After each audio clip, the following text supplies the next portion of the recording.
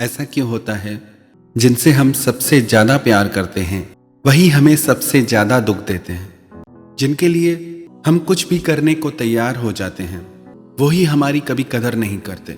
आपने कभी गौर किया है इस बात पे, जिसमें आपका जितना ज्यादा अटैचमेंट होगा वहां से हमारे दिल को बहुत जल्दी चोट लगती है, वहां से हम बहुत जल्दी हर्ट हो जाते हैं। इसका सबसे बड़ा कारण यह है कि हम उनसे बहुत ज्यादा अपेक्षाएं कर लेते हैं, आशाएं कर लेते हैं, बहुत सारी एक्सपेक्टेशंस हो जाती हैं हमें उनसे, क्योंकि हम उन्हें अपनी खुशी, अपने सुख का कारण मान लेते हैं। हमारा सुख दुख उनसे ही जोड़ लेते हैं कि यही तो मेरे अपने हैं। जितना ज्यादा हम किसी में मेरे का भाव जोड़ लेंगे कि ये मेरा है, उतना ज्यादा उसके साथ अटैच हो जाएंगे, उतना ज्यादा हम उसके साथ दुखी सुखी होते रहेंगे।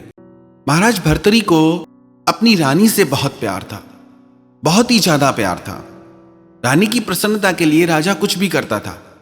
एक दिन उनके पास एक संत है, उस संत ने आके एक फल राजा को दिया और कहा कि राजा, ये फल मुझे हिमालय में तपस्या के समय प्राप्त हुआ है, ये अमर फल है, इस फल को खाने से आप चिरंजीवी हो जाओगे, आपकी आयु बहुत बड़ी हो जाएगी।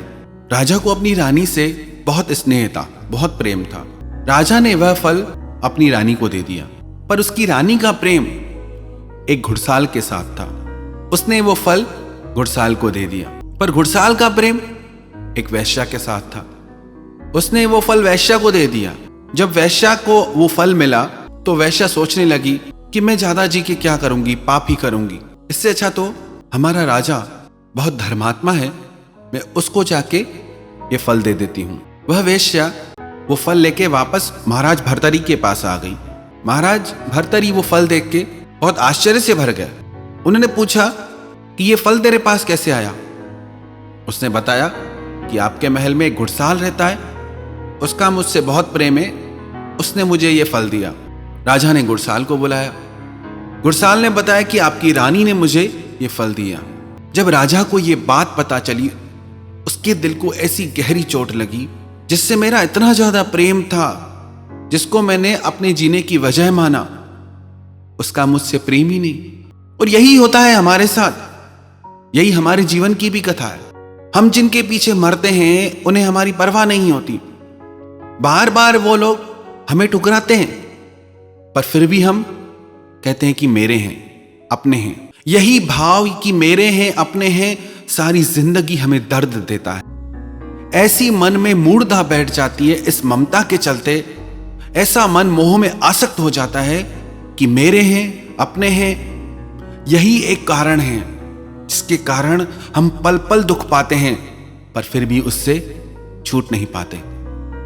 जैसे ना एक मक्खी शहद में गिर जाती है, वो आगे घिसटती है, पीछे घिसटती है, स्वाद की लालच में वो शहद में गिरती है, पर उससे उठ नहीं पाती।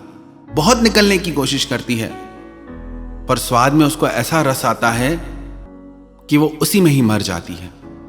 यही हमारी हालत है। अपने शौक से, अपनी रुचि से हम संबंध बनाते हैं, रिश्ते बनाते हैं, परिवार बनाते हैं, पर ऐसा खुद को फंसा देते हैं कि उसी में ही हमारा जीवन पूरा हो जाता है। यदि हमें इस दुख से छूटना है तो एक बात हमें समझनी होगी कि जितने भी दुख हमारे जीवन में आते हैं वो हमारी आसक्ति, हमारे मोह के चलते आते हैं कि ये मेरा है।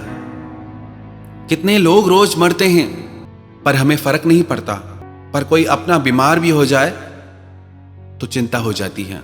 पूरे देश में इकोनॉमी गिर जाए, घाटा हो जाए, हमें फर्क नहीं पड़ता, पर हमारे व्यापार में घाटा हो जाए तो हमारी जिंदगी में उथल पुथल हो जाती है।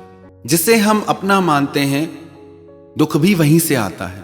तो सबसे पहली बात हम ये अपने दिल दिमाग में बैठा लें, हम सबको यहाँ पे एक रोल मिला है, हम सबको अपना रोल प्ले करना है। अपने जीवन को थोड़ा डिटैच होकर आसक्ति को छोड़ के जीना सीखें, अपने लिए सोचें, आप अपनी खुशी के लिए जिएं, जरूर करें अपने परिवार के लिए, पर अपने जीवन को जीना कभी न भूलें।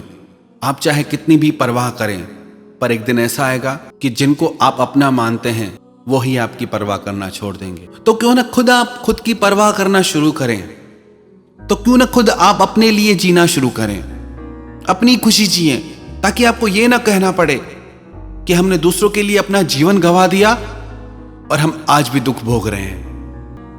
आप अपने लिए जिए, अपनी खुशी के लिए जिए और मोह से ऊपर उठकर प्रेम के मार्ग पे चलें, क्योंकि मोह जीवन में अंधकार लाता है, प्रेम जीवन में रोशनी लाता है। मोह जीवन में बंधन लाता है, प्रेम आपको पंख देगा उड़ने के लिए।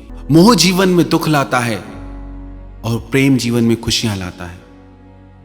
बहुत छोटा सा अंतर है।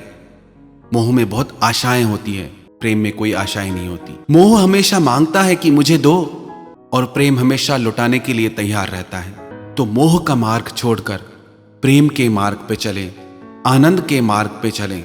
मोह का मार्ग आपको दुख और पीड़ा की तरफ ले जाएगा और प्रेम का मार्ग आपको आनंद की तरफ, परमात्मा की तरफ ले जाएगा।